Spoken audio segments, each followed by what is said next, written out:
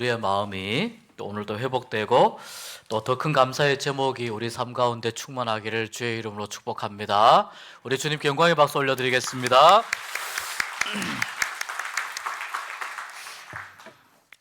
사람은 이 땅에 올 때 누구나 다 빈손으로 오게 됩니다.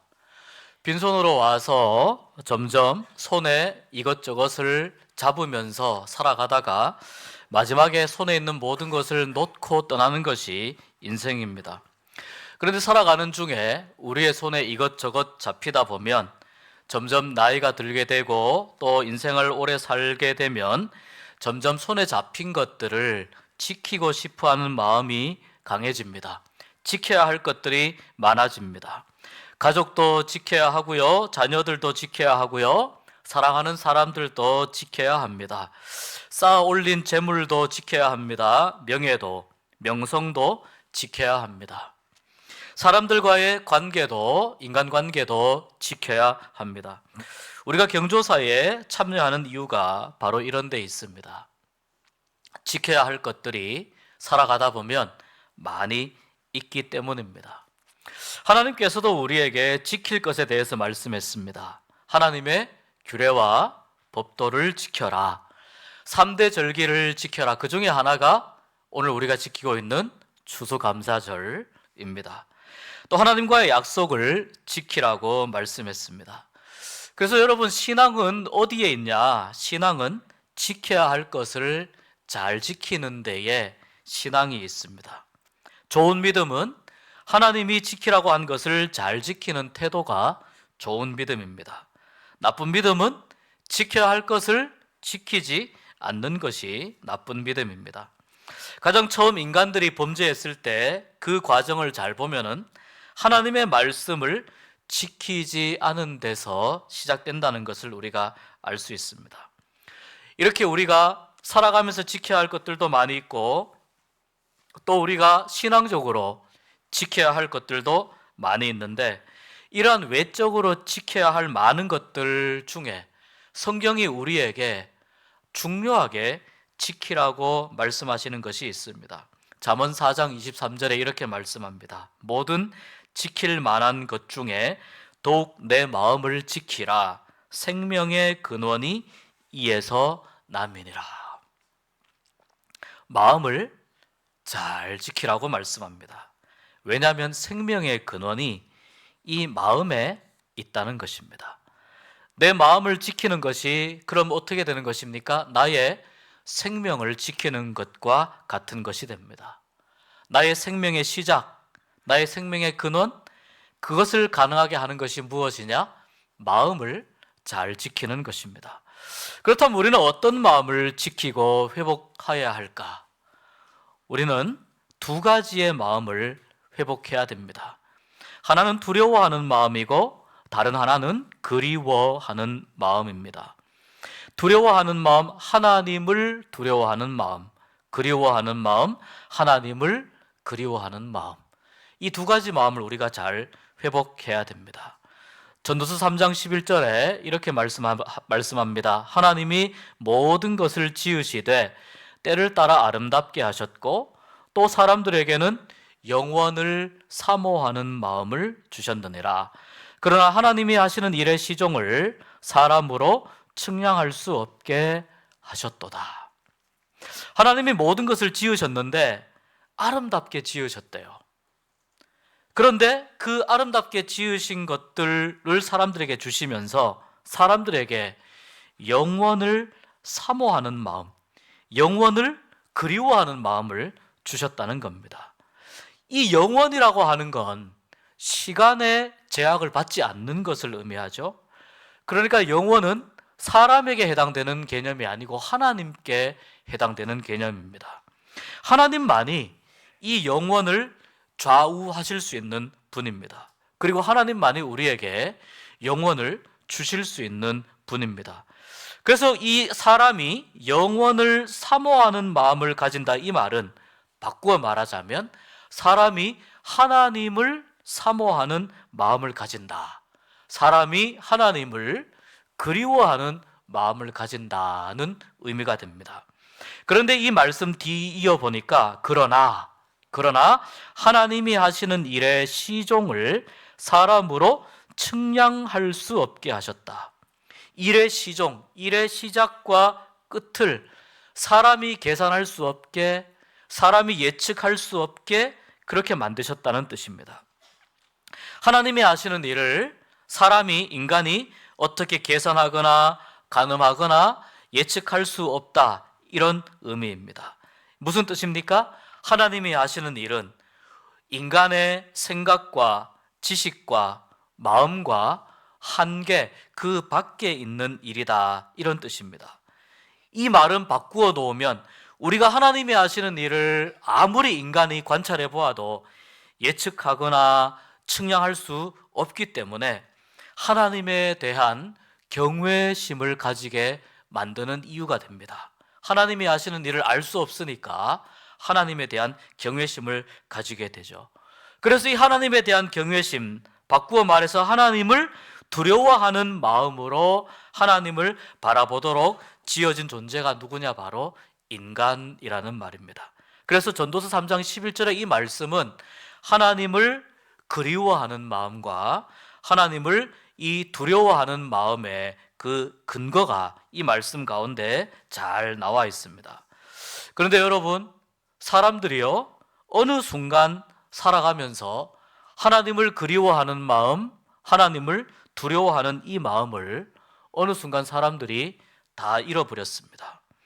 이 세상에서 죄악이 목격되는 현장을 한번 자세히 들여다보십시오. 하나님을 두려워하는 마음이 보이지 않습니다. 하나님을 그리워하는 마음, 하나님을 사모하는 마음이 보이지 않습니다. 교회도 하나님을 두려워하는 마음과 하나님을 그리워하는 마음이 사라지게 되면 교회도 하나님을 의지하거나 하나님을 신뢰하거나 하나님의 뜻에 합당한 그런 교회가 되지 못합니다. 하나님을 두려워하고 하나님을 그리워하는 마음이 사라진 교회는 하나님이 주인 되는 교회가 아니라 사람이 주인 되는 교회로 변질되고 맙니다. 그래서 우리가 교회를 가꾸어 갈 때 하나님을 두려워하는 교회, 또 하나님을 그리워하는 교회로 잘 가꾸어 가야 될 줄로 믿습니다. 성경에는 하나님을 두려워하지 않는 사람들의 이야기가 굉장히 많이 나옵니다. 창세기 11장의 바벨탑 사건도 그 예 중에 하나입니다. 창세기 11장 4절에 보니까 성읍과 탑을 건설하여 그 탑 꼭대기를 하늘에 닿게 하고 우리의 이름을 내고 온 지면에 흩어짐을 면하자, 이렇게 말씀하는데, 여기서 우리의 이름을 낸다, 이 말은요, 우리를 위해서 이름 하나를 만들자, 이런 뜻이에요. 우리를 위해서 이름 하나를 만들자. 아시다시피 구약 시대에 이름이 가지는 의미는 굉장히 큰 의미가 있거든요.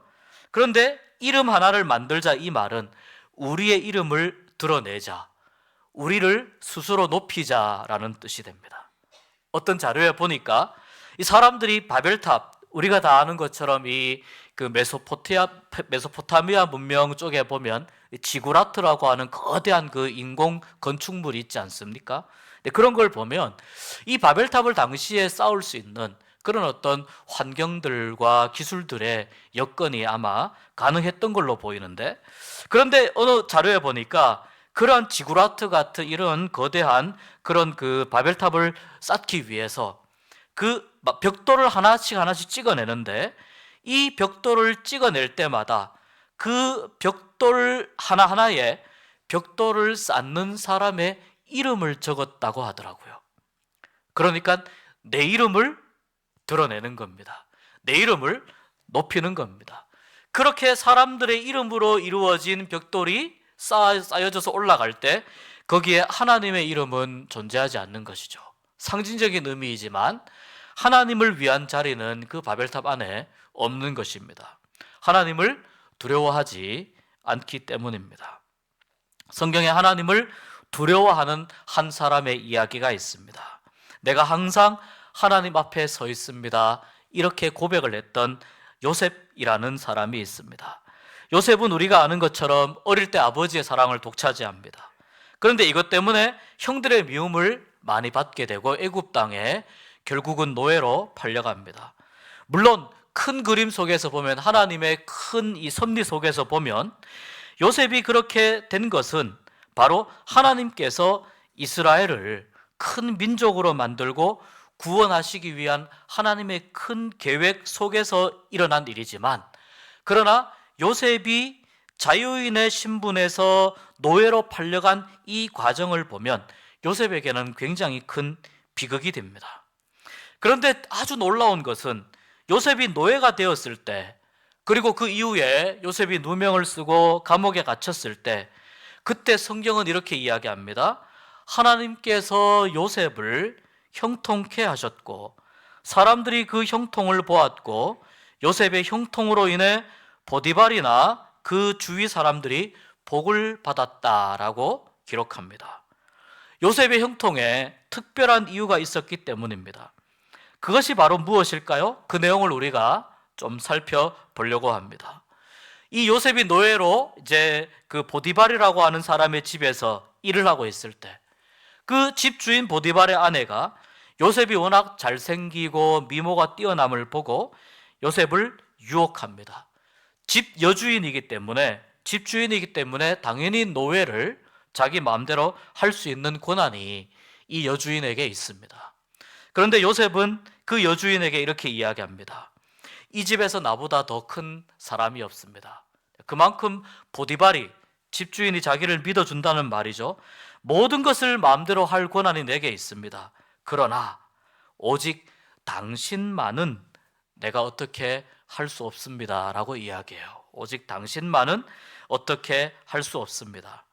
그런데 그 뒤에 보면 내가 어찌 이 큰 악을 행하여 하나님께 죄를 짓겠습니까? 라고 이야기합니다. 요셉이 보디발의 아내의 유혹을 받아들이면 여러분 한번 생각해 보십시오. 하나님께 죄를 짓는 것입니까? 보디발에게 죄를 짓는 것이죠. 보디발에게 잘못하는 것이죠. 그런데 요셉은 제가 이 큰 악을 행하여 보디발에게 죄를 짓는다 이렇게 말하지 않고 하나님께 죄를 짓는다고 말합니다. 왜냐하면 요셉 마음 가운데 지금 이 집에는 요셉과 집주인, 집 여주인 두 사람밖에 없지만 요셉의 마음 가운데에는 하나님이 우리를 지켜보고 계신다라고 하는 이 믿음이 있었기 때문입니다. 그래서 요셉은 하나님을 두려워하는 마음을 가지고 있었기 때문에 이렇게 말할 수 있었던 겁니다. 그 전까지 요셉은요, 자기가 하고 싶은 대로 하고 살았습니다. 집에서는 아버지 사랑을 독차지하는 아들이었습니다. 아버지가 형들의 말은 안 들어주어도 요셉의 말은 믿어주었습니다. 그래서 요셉은 자기가 제일 잘난 줄 알고 살았습니다. 그때는 부모님은커녕 아마 하나님도 의식하지 않았던 것 같습니다. 사람을 의식하지도 하나님을 두려워하지도 않았던 것 같습니다.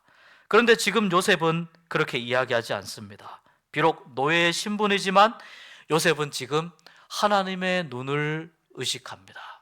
내가 하나님 앞에 서 있습니다. 우리가 잘 아는 코람데오의 신앙입니다.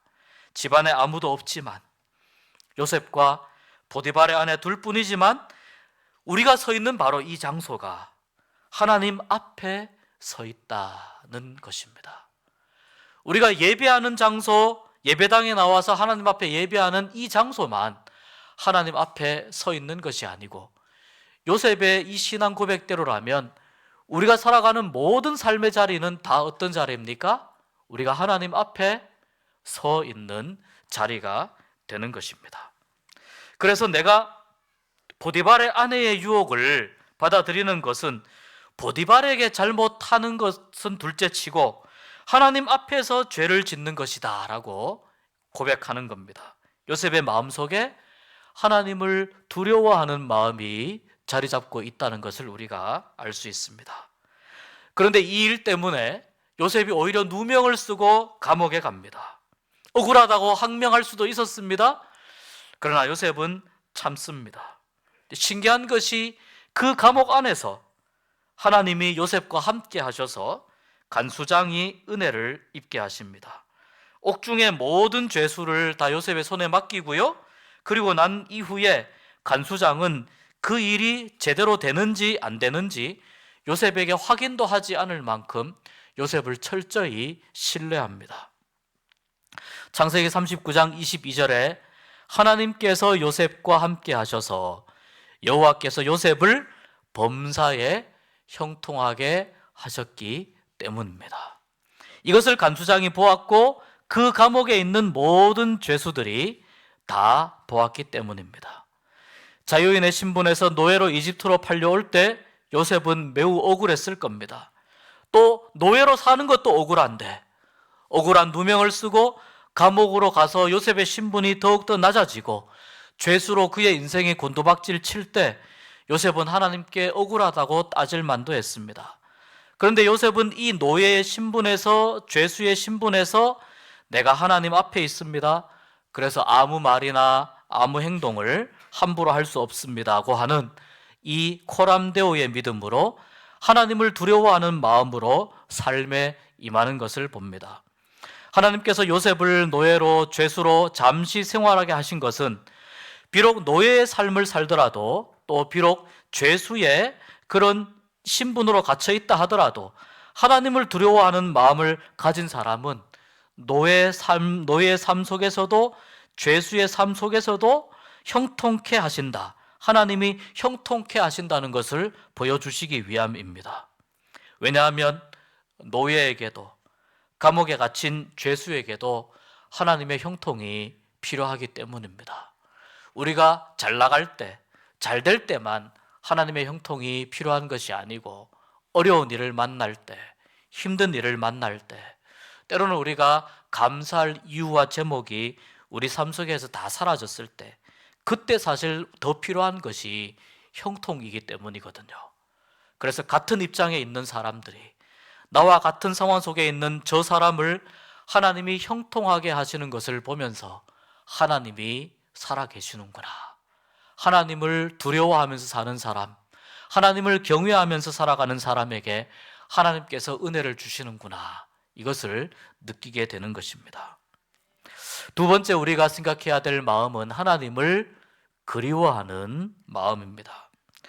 요한계시록에 보면은요, 7개의 아시아 교회가 나옵니다. 그 중에 첫 번째 교회가 에베소 교회입니다. 그런데 요한계시록 2장 4절에서 예수님은 이 에베소 교회를 책망하는데요, 이유가 너의 처음 사랑을 버렸기 때문이다 라고 말씀하세요. 처음 사랑을 버렸기 때문이다. 에베소 교회에 이 말씀을 하시는 것은 지금의 모습과 처음의 모습 사이에 차이가 있다는 거예요. 지금 에베소 교회가 보이는 모습과 처음 에베소 교회가 세워질 때의 모습이 차이가 있다는 거예요. 에베소 교회가 처음 세워질 때 그들은 하나님 앞에 기쁨으로 나아갔습니다. 하나님을 즐겁게 예배했습니다. 모든 일에 하나님을 기쁘게 높이기 위해서 노력했습니다. 그리고 신선한, 또 반짝이는 열정으로 하나님을 섬겼습니다. 또 복음이 이렇게 놀라운 세계가 있구나, 그것을 발견한 기쁨을 표현했습니다. 하나님을 향해서 뜨거운 정열과 뜨거운 사랑을 하나님 앞에 보여드렸습니다. 그런데 오랜 시간 에베소 교회 안에 있었던 여러 문제들 때문에 그들의 이 뜨거운 마음이, 이 처음 뜨거운 열정과 사랑이 다 식어버린 것입니다. 그래서 계시록 2장 2절 3절에서 이렇게 말씀합니다. 내가 내 행위와 수고와 내 인내를 알고 또 악한 자들을 용납하지 아니한 것과 자칭 사도라 하되 아닌 자들을 시험하여 그의 거짓된 것을 내가 드러낸 것과 또 내가 참고 내 이름을 위하여 견디고 게으르지 아니한 것을 아노라. 칭찬하시거든요. 너의 행위와 수고와 인내를 안다. 이게 무슨 문제냐면 이 교회 안에 침투해서 들어왔던, 오랜 그 시간 동안 교회를 힘들게 했던 그 이단과의 문제에서, 이단과의 싸움을 에베소 교회가 굉장히 오랫동안 했습니다. 그러다 보니까 신학적으로 발전하게 되고 또 도덕적으로, 윤리적으로 굉장히 정확한 논리를 정립했는데요, 그렇게 하다 보니까 사람들의 마음이 자연스럽게 사랑을 잃어버리게 된 겁니다. 그들에게 하나님을 사랑하고 하나님을 그리워하는 마음이 오랜 교회의 내분과 갈등 속에서 사라지게 된 것입니다. 여러분, 하나님을 그리워하지 않고 어떻게 하나님의 일을 우리가 감당할 수 있겠습니까? 하나님을 사랑하지 않고 어떻게 일을 감당할 수 있겠습니까? 영원을 사모하는 마음이 사라진 것입니다. 영원 위에서 영원을 다스리시고 통치하시는 그 하나님에 대한 이 그리움이 다 메말라 버린 것입니다. 그래서 이 요한계시록에 나오는 아시아의 7교회 중 첫 번째인 에베소 교회에 가장 먼저 요구하는 것이 그 처음 사랑이 어디에 떨어졌는지 찾아보아라. 어디에서 이 첫사랑이 떨어졌는지 찾아보아라. 그리고 회개하여 처음 행위를 회복하라 말씀합니다. 회개하여 처음 행위를 회복하라. 이것이 바로 그리스도인이 회복해야 할 두 번째 마음인 하나님을 그리워하는 마음입니다. 하나님을 두려워하는 마음은요, 하나님의 심판을 생각하는 마음입니다. 하나님을 그리워하는 마음은 하나님의 사랑을 기억하는 마음이에요. 이 두 가지의 마음이 회복될 때 우리는 오늘 우리가 읽은 빌립보서 2장의 이 말씀인 예수 그리스도의 마음이 무엇인지 비로소 깨닫게 됩니다. 오늘 이 말씀에서 우리에게 주시는 우리가 반드시 가져야 할 마음, 예수 그리스도의 마음을 바울이 말씀하시는데, 이 마음으로 나가기 위해서 하나님을 두려워하고 하나님을 그리워하는 마음이 우리에게 회복되어야 합니다. 예수님의 마음은 한마디로 자기를 비우시는 거예요. 자기를 포기하시는 거예요. 자기를 다 내어주시는 겁니다. 하나님이시지만, 하나님과 같은 분이지만, 그래서 신으로서 모든 대접을 받고 숭배를 받으셔야 하지만 그 모든 신으로서의 권리와 모든 자격을 포기하시고 신으로서 누려야 할 모든 것들을 다 내려놓으셨습니다. 전부 다 내려놓으시고 마땅히 있어야 할 그 자리도 예수님께서 내려놓으시고, 그리고 비우시고 종의 형체를 가져 사람과 같이 되셨다고 말씀합니다. 이것을 성육신이라고 이야기합니다. 이 성육신은 단순히 하나님이 사람이 되셨다 이렇게 이야기할 차원이 아니고요, 그 이상입니다. 자기 포기, 하나님이 모든 것을 자기를 부정하고 자기를 포기하고 자기를 끊임없이 깎아내리고 자기를 비우고 나는 자기의 모든 것을 부정하는 그 선언을 하신 이후에, 먼저 그것이 선행된 이후에 사람의 모습으로 이 땅에 오신 거예요. 그래서 사람으로 오셨다는 건 무슨 뜻이냐면 하나님으로서 신으로서 모든 것을 하나님이 다 내려놓으셨다는 것을 의미합니다. 이것만 해도 눈물 나게 감사한데요, 그런데 여기서 낮아지고 낮아지고 더 낮아져서 쓸데없는 우리 인간들을 위해서 죽기까지, 죽음에 자기 자신을 내몰기까지 그렇게 고통스럽게 고난을 당하고 어려움을 당하시면서 죽음의 자리, 십자가의 마지막 피 한 방울 흘리는 그 자리에까지 하나님은 자기 자신을 몰고 가셨습니다. 왜 이렇게 하실 수 있었을까요? 바로 우리를 사랑하셨기 때문인 줄로 믿습니다. 오직 우리를 사랑하셨기 때문에, 그 이유 말고 다른 이유는 없는 거예요. 우리를 사랑하셨기 때문에 우리가 치러야 할 모든 죄값을 예수님이 대신 치르신 거예요. 여러분, 여기에는 대가 없는 용서가 아니에요.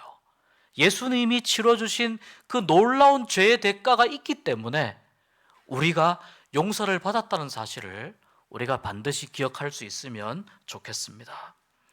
그리스도인이 회복해야 할 두 마음, 바로 이 마음은 예수 그리스도의 마음에서 정점을 이룹니다. 하나님을 두려워하는 마음, 하나님을 그리워하는 그 마음을 회복할 때 비로소 우리는 예수님이 가지셨던 자기 비움과 자기 비하, 자기 포기의 의미를 깨닫게 되고 예수님의 겸손한 마음에 참여하게 됩니다.